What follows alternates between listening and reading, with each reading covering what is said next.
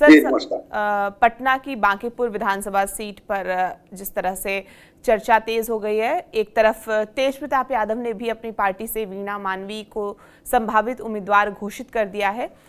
उसके अलावा चर्चा ये हो रही है, एक टीवी चैनल से इंटरव्यू में प्रशांत किशोर ने कहा कि अगर पार्टी की सहमति होगी, अगर सब लोग सहमत होंगे तो वो बांकीपुर से चुनाव लड़ने के लिए तैयार है। हालांकि इससे पहले भी उन्होंने करगहर से या राघोपुर से भी चुनाव लड़ने के बारे में सेम बातें ही कही थी। उन्होंने इसे सम्राट चौधरी सरकार का पहला जनमत संग्रह बताया और दावा किया कि अगर उनके चुनाव लड़ने से बीजेपी बांकीपुर जैसी मजबूत सीट हारती है तो वो मैदान में उतरने के लिए तैयार हैं। तो अब सबकी नज़र इस हाई प्रोफाइल मुकाबले पर है, क्योंकि अगर प्रशांत किशोर उतरते हैं तो मतलब जाहिर सी बात है कि ये जो सीट है वो हाई प्रोफाइल हो जाएगा। ऐसे में सवाल यही है कि क्या सच में मैदान में उतरने जा रहे हैं प्रशांत किशोर, और अगर उतरते हैं तो क्या बांकीपुर का जो चुनाव है वो बिहार की राजनीति में एक सिंबल के तौर पे देखा जाएगा, या फिर सिर्फ एक सीट का मुकाबला नहीं बल्कि सम्राट चौधरी के लीडरशिप की, जैसे प्रशांत किशोर ने बात कही कि सम्राट चौधरी के लीडरशिप की ये पहली बड़ी परीक्षा बन सकता है। नहीं, बिल्कुल आपने सही कहा कि क्या ये सिंबॉलिक चुनाव होगा या सरकार बनने के बाद ये लिटमस टेस्ट होगा सरकार का पहला बाई इलेक्शन। सम्राट चौधरी जी के मुख्यमंत्रित्व काल में पहली बार विधानसभा का चुनाव लड़ा गया, भले ही वो बाई इलेक्शन हो, लेकिन वो चुनाव निर्णायक रहा। प्रशांत किशोर जीतेंगे नहीं जीतेंगे, लेकिन अगर प्रशांत किशोर उम्मीदवार होते हैं तो लड़ाई तो मजबूत हो ही जाएगी। और प्रशांत किशोर की विश्वसनीयता की भी परीक्षा हो गई।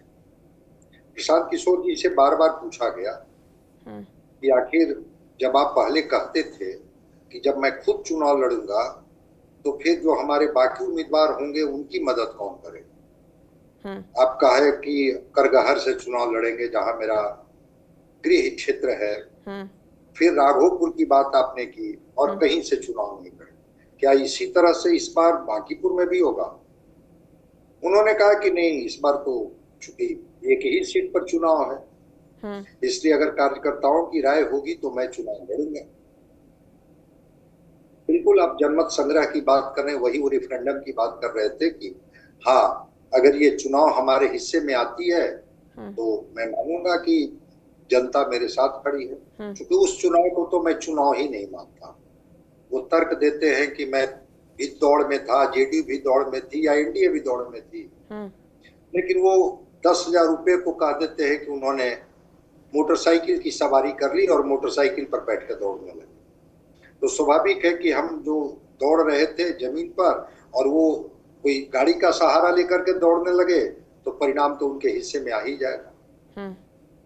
इस बार तो 10,000 रुपए की राशि वाली बात बांकीपुर में नहीं होगी। एक दूसरी बात, देखिए, शहरी बनाम पारंपरिक राजनीति का भी ये लिटमस टेस्ट।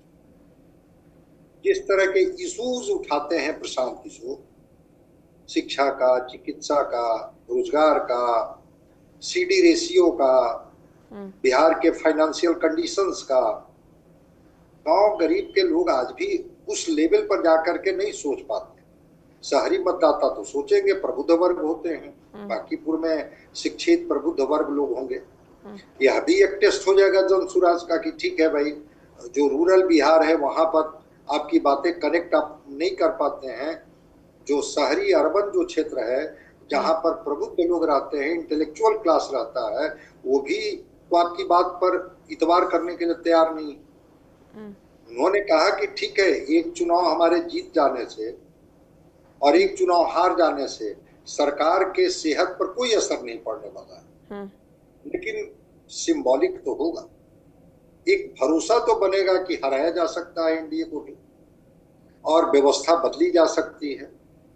तो लगता तो है कि प्रशांत किशोर लड़ेंगे और चुनाव लड़ करके वो अपने मॉडल को वोटों में तब्दील करते हुए देखना चाहते हैं कि जो हमारा मॉडल है वो मॉडल क्या वोट में तब्दील होगा नहीं होगा, तो एक टेस्टिंग भी हो जाएगी।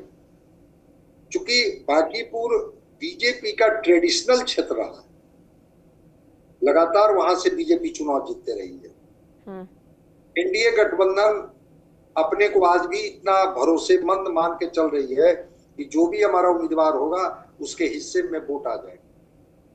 लेकिन प्रशांत किशोर बनाम अगर चुनाव होता है, बांकीपुर का चुनाव, तो एक नेशनल मीडिया के लिए तो एक सब्जेक्ट हो ही जाएगा ना कि क्या सम्राट चौधरी बांकीपुर को भी नहीं बचा पाए, या प्रशांत किशोर एक सीट भी जीतने में कामयाब नहीं रहे।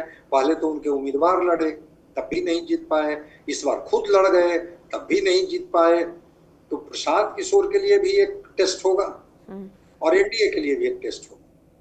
तो सुरक्षित सीट जो एनडीए की मानी जाती है उस पर सीधी चुनौती होगी अगर प्रशांत किशोर आते हैं तो, जिसको भाजपा सुरक्षित सीट मान करके चलती है।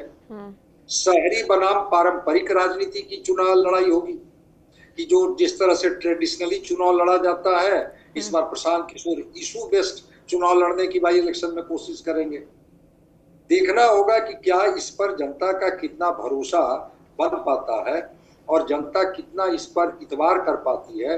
लेकिन प्रशांत किशोर तो हुंकार भर रहे हैं, कह रहे हैं कि अगर हाँ कार्यकर्ताओं की राय होगी, सब लोग चाहेंगे कि मैं चुनाव लड़ूं, मैं चुनाव लड़ूंगा। और चुनाव इसलिए नहीं लड़ूंगा कि इससे सरकार बदलेगी या सरकार की व्यवस्था बदलेगी, इसलिए लड़ूंगा कि लोगों का विश्वास मैं जीत पाऊं कि जनसुराज भी चुनाव लड़ सकती है, चुनाव जीत सकता है जनसुराज, और जनता के हितों के लिए आवाज उठा सकता है, न केवल सड़क पर बल्कि सदन में। इसलिए मैं चुनाव लड़ूंगा। ये वर्जन प्रशांत किशोर जी, देखते हैं प्रशांत किशोर जी बांकीपुर के उस रण में उतरते हैं या करगहर और राघोपुर की तरफ फिर अंतिम समय में कहते हैं कि नहीं, कार्यकर्ताओं की इच्छा हुई कि मैं नहीं, ये चुनाव लड़ेंगे। थोड़ा हम लोगों को इंतजार करनी है। बिल्कुल।